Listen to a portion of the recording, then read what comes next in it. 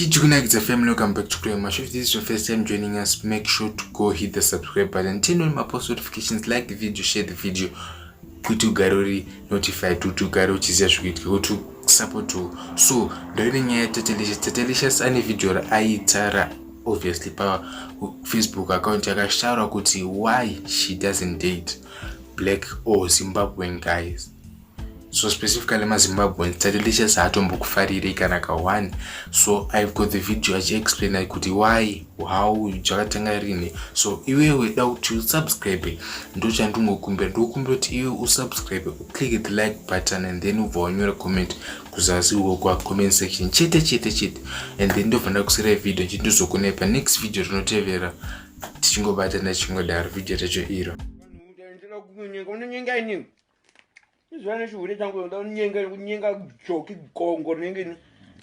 ndisi kuticha kuti ndisingaziye nemuporo chaunondudza nona mina nona nukakomana zvimwe zvinhu mude chitangoira kungofa mudangoya zvongofa so semuida kungoapply rufu kuapply rufu zvozvo musvinhu uda kuya kwandini kuda kuapply rufu want to die vasikana vari kwasvino asiri kumboita zvandiri kuita iwe unoda kuya want to show what can you show me apply rufu kuva kuda kuya moving grave niki ndakutofa zvangu ndamirira zuva misine nkwa moving grave kuno ndida kukuredza kuchisha undiradza uda kurarama ndaurana pana papashiko pana chi 18 area chembudzi chino 18 area kana wapinda panapa watokudhuze nekunosvika kumapena vanhu gara ikure uko ku midfield uko 18 area inosvikwa nemagamba ino zvinonzwa kuda Tatalicious toona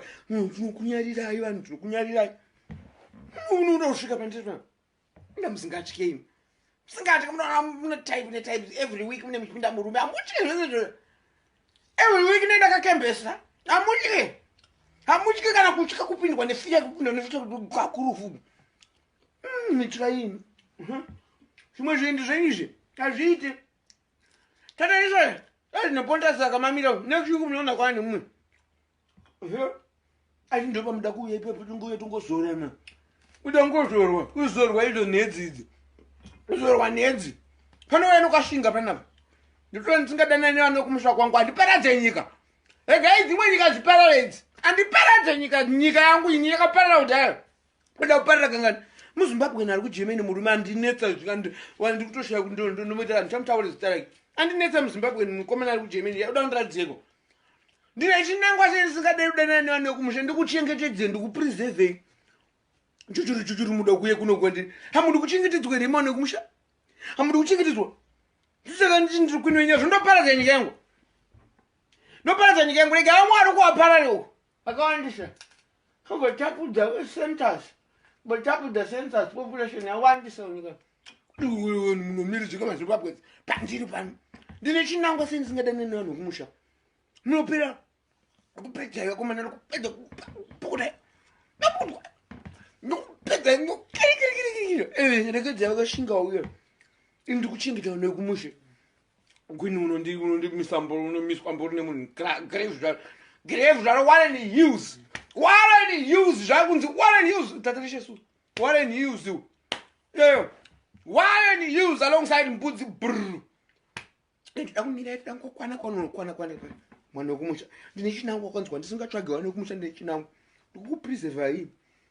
hamuioni 2030 ndakada kunanira zvangu nandinonanira futi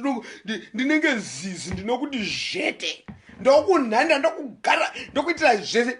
aubude your life will never be the same again unaposherwa ndiri kuenzwa garere ndomada kukisa mukana munhu obuda garero rakakora kudai